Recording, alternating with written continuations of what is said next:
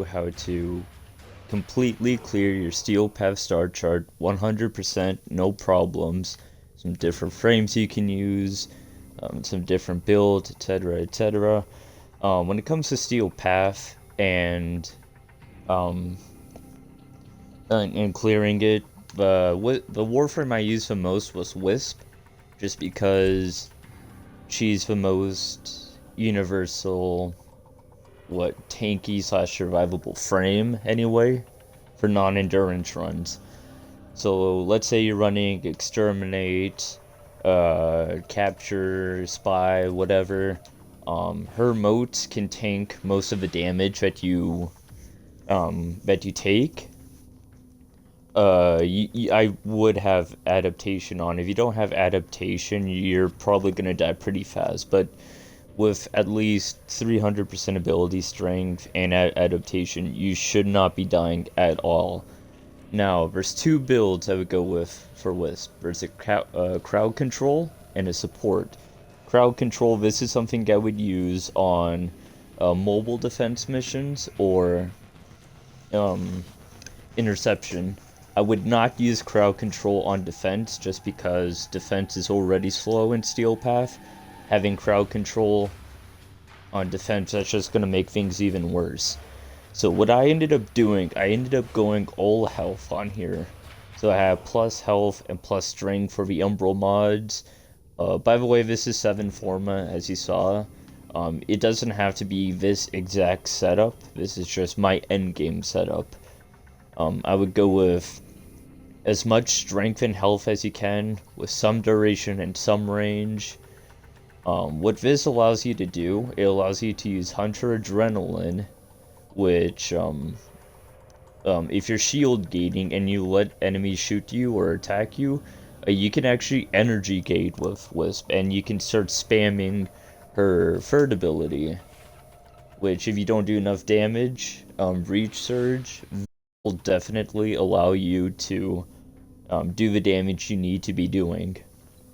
And for those of you wondering how I have 500% strength, it's just my weekly invigoration. So this build, these numbers are extremely warped, so don't pay attention to that. Yeah, you can energy gate, and you're gonna have a bunch of health. You will not be dying. I use Fuse Reservoir just to save me time, and it does save you, I believe, like 40 energy, 40, 50 energy on your moat, so that's a good one. Let's say you're doing defense. I would go with just a pure support build. And again, you're going to want to go with Vitality, Intensify, Adaptation. And having negative range on here is definitely needed. So, hold on. We are actually going to replace Augur Reach with Stream Rico. The less range you have on a support, on a defense Wisp, the better. Because I believe this setup, it lowers the Fuse Reservoir, or the shock motes, down to 5 meters. So if an enemy is not within 5 meters of you, they will not be shocked. So defense missions will be running as smoothly as possible. Other than that, that's really it for Wisp. There's a few other Warframes, and for interception, I would always run Korra. As far as Korra goes, I don't have her right now. I just subsumed her for her 4th ability, but not her 4th, her 2nd. But Korra's 4th ability in interception, if you plant that down on a node, all the enemies inside a conflicted area will be lifted up into the air, and depending on your build, you can place 2 down for like 40 seconds, and no one will be able to interrupt that node for a good minute.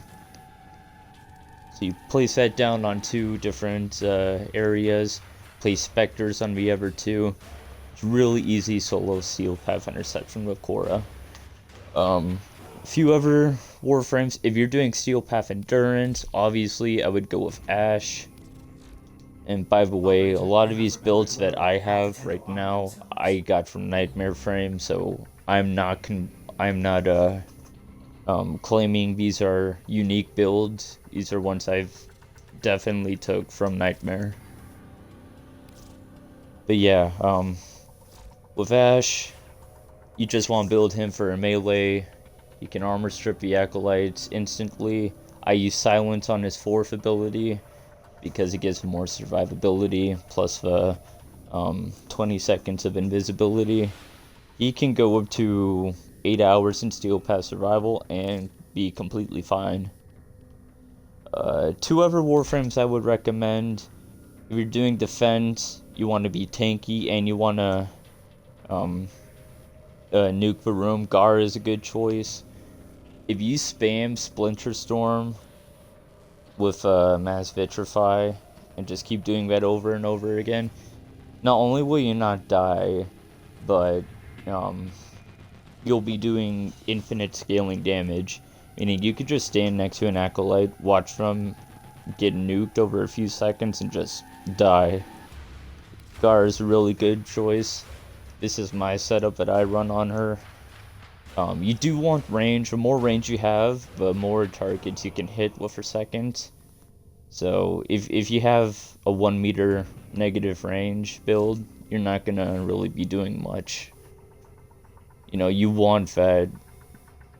You want positive range on Gara so you can hit more targets. And these hijack missions in Steel Path, they are extremely tough to do solo. Even if you do have a group, it's still hard in a group. So if you have Hildren, you should always be using Hildren for hijack. And this build that I have right here is a crowd control hijack build. I don't have any arcanes on her right now, but what you can do with her, you can use Aegis Storm, and that will lift enemies that are nearby you into the air, so they will stop dealing damage to your shield. You can move the transport as fast as possible. If you run low on shield, just cancel it, cast Pillage, bam, you're back up to like 6,000 shield. Hijack, one of the hardest modes in Steel Path, becomes the easiest with Hildren. For just normal Steel Path, I would use this Blazing Pillage setup. This is a setup I made on my own. I actually have another video of this one on my channel. But if you cast Pillage along with Haven 5 times on a group of enemies, you will I can't say instantly, but you will armor strip Grineer once you cast that 5 times. And you can check that video out on my channel if you want to see the actual proof of it. But yeah, that's really all I have for you. I mean, if you don't have Loki, not Loki. If you don't have Ash, you can always use Loki. They both benefit from stealth combo multipliers under melees. If defenses come off as too slow to you, you can always use a Speed Nova. If you don't have a Speed Nova build, or you've never seen one before, here's what I have. And again, all these builds I'm showing you, I've stolen where. These are not original whatsoever, but negative strength and a bunch of range that pretty much, instead of slowing down the enemies, it speeds them up. It gives them like a 60% speed boost. So it's something you want on a defense, but for Steel Path it gets pretty hectic. So just be careful on that. Other than that, it's really all the frames I would recommend. When it comes to melees, you guys probably already know the top melees: Vanka Prime, Cronin Prime, what else? Grand Prime, that works. Babala. Bala's really good. Glaive Prime, Jet Kassar, Reaper Prime, Glaive Prime. All those melees work in Nightmare Frame's videos on how to mod melees. I would definitely check them out. But if you don't want to do that, this is pretty much the same setup. He runs on everything, but instead of the Riven, if you don't have a Riven, you would be using Berserker Fury. So no Riven, this is the setup you want to run on every single Steel Path endurance run. If you're not doing a run in Steel Path Survival for over an hour, You don't need the Prime Smite, but honestly, I prefer it. When it comes to Amalgam Organ Shatter, if you're using a weapon like Tenet Gregory, you're going to want to use the Amalgam as opposed to the normal. As you saw, I was running a Condition Overload build, and that's why you see me running the Kuva Nukor and Vecedo. This is my Magnetic Progenitor Nukor. As you see, I have 4 different stats on here. So, I'm benefiting from 80, 160, 240, 320% extra damage once I proc all of these stats on an enemy. I get another 80% from the toxin here, so that's another 400% damage. And then with Vecedo, if for whatever reason you're still not doing enough damage, the heavy attack on this gun, it can proc base fire, ice, lightning, toxin, and I have this one set up for viral. So I'll be getting another 160% damage from here. Well, actually, no, I'd only be getting another 80% damage from Blast because I already have Viral and Toxin, so it'd be 80% for the Blast, and then it'd be another 80 for the Cold and Lightning. Yeah, it stacks up very well. You do insane amounts of damage.